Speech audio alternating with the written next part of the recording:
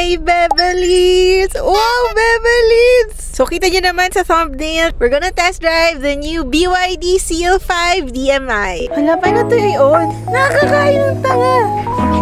Ba't ako nagguhubi? Hello po, paano nga po ulit mag-drive? BYD Seal 5 DMI, let's go! Guys, I'm so excited to be invited by BYD because I want to buy a daily. Ito pa rin pickup ang dinadala natin halos everyday, diba? To be honest, sobrang bigat and sobrang laki niya. So, I think this is the perfect time na mag-test drive para to see kung talagang perfect sa akin as a business owner yung BYD Seal 5 DMI. Okay guys, we're here na sa Blue Leaf. Perfect example kasi sobrang hirap mag-parking kanina dito. Ito na lang doon yung parking. Sobrang laki na. Paatras ako yung parking ko. Mali yung pagkaka-atras ko. Yung daily driving talaga yung kailangan ko, like really right now. Sobrang laki na ng pickup ko. As in, it's doing its job naman. Nag-haul ng mga malalaking stakes. Pero kapag kailangan kong pumunta in between sa mga branches and kailangan ng meetings and errands, sobrang laki ng pickup. I think perfect na yung second cargo for the daily is much fuel efficient, mas practical, and mas worth it yung money ko, diba? So, business owner. Si Mr. Trentahen, let's go! Ayan, si Miss Nika, si Bianca, ayan, si Sir Andy.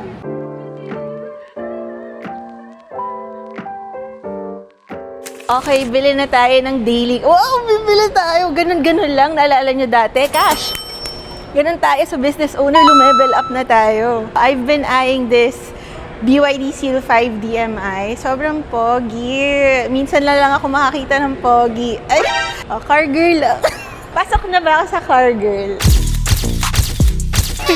Joke. Ang ganda, LED light. Oh, wow! Walang alam.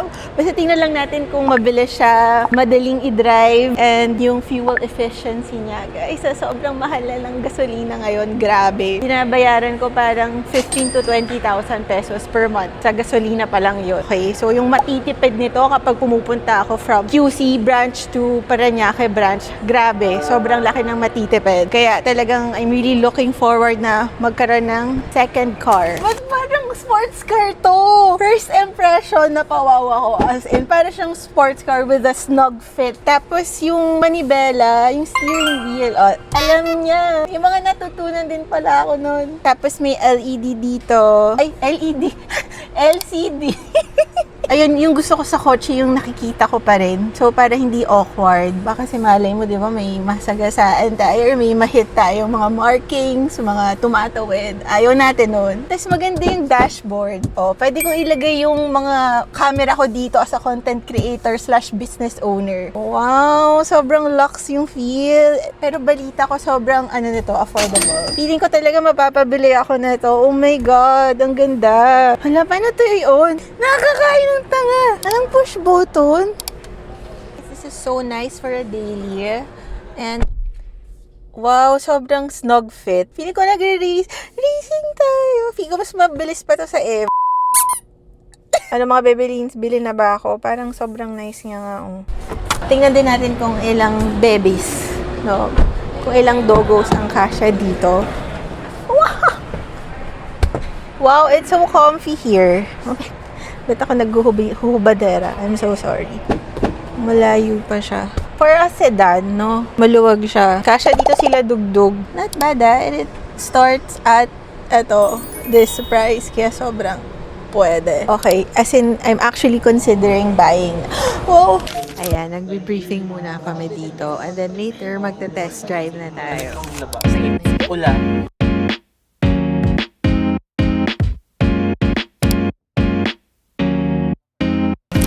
Paano nga po ulit mag-drive? Saan nga po yung brake? So, is it first time in a BYD? No po. Okay. Nag-test drive na ako ng 6. Okay. Kasi planning ko talaga bumuli ng second for my daily. Dito po ako naninibago. Yeah, so yan yung shifter na natin. You pull down to go to drive, and then here you see we're in drive. And then to put to park, you press yung silver button. Okay.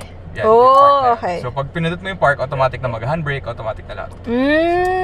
Okay tara guys, magta-test drive tayo ng BYD Seal 5 DMI. Let's go! Nakapanibago coming from a pickup owner. So if you're coming from a pickup, we Yes. can stiffen konti yung steering wheel para bumigat ng konti. Ah, wow! Paano kung ayoko po? Gusto ko magaan lang. And comfort. Oh, wow. Okay. Sanay na po ako nakihirapan. Ang ano nung brake, nag-adhere agad siya. Yes. So, kahit light lang. We can also adjust it. Kung kulang pa, we can make it more sensitive. Oh, wow. Okay na po ito. Very sensitive na nga siya eh. Wow. Okay. Eh, sorry. Okay lang. Kaya nung... Oo nga, yung shocks. Yes.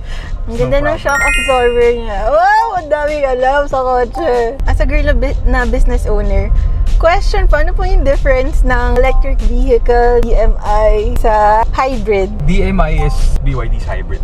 Ah, okay. Pag electric vehicle, it's battery lang siya. Wala siyang engine. Oh, okay. So Sorry. this one, the DMI is plug-in. You can also charge it sa bahay, sa wall.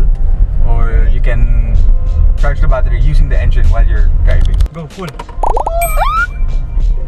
Oh, yun. Okay. And then now 60. Slow down. On the brakes more. And then we'll turn left. Left side. And then in right. No need to brake. Keep it on the gas now. Oh, okay. Gas lang. In left. And then in right. Right side. Oh, my God. And then pag nag-aaway kayo ng passenger. Ay, wala na nga po eh. Kailangan ko na po. Kailangan ko na makahanap. Miss ko na maging passenger princess. Mukhang mapapabili tayo for my daily. So, let's go back. Okay. Wow! Uy! Hi Babelin! So tara mag-review tayo as a small business owner ng BYD Seal 5 DMI. Okay, syempre hindi ito yung in-depth review since alam nyo naman na hindi naman talaga wala tayong alam sa kotse, okay? Kasi nga, I'm just a girl. Ay, I'm not a girl pala. Ano nga kanta?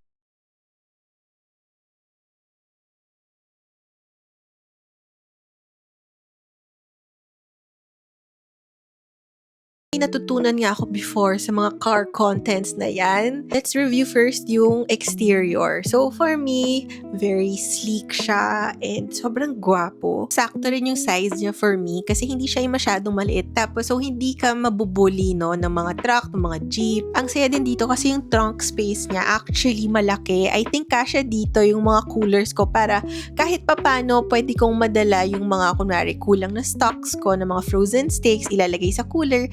And then, dadalhin ko na sa Steak to 1 BF Homes Parañaque branch from QC branch. O, diba? Syempre, gusto ko rin kapag pogi, may substance. Kaya yung fuel efficiency nitong BYD Seal 5 DMI, sobrang importante sa akin. Especially these days na, ay nako, nag-plus 10 na naman sa gasolina. Anyway, so, ayun na nga, yun na yung exterior. Pasok naman tayo sa loob. Syempre, kapag business owner, hindi lang yung panglabas na anyo yung tinitingnan. Dapat yung panloob din.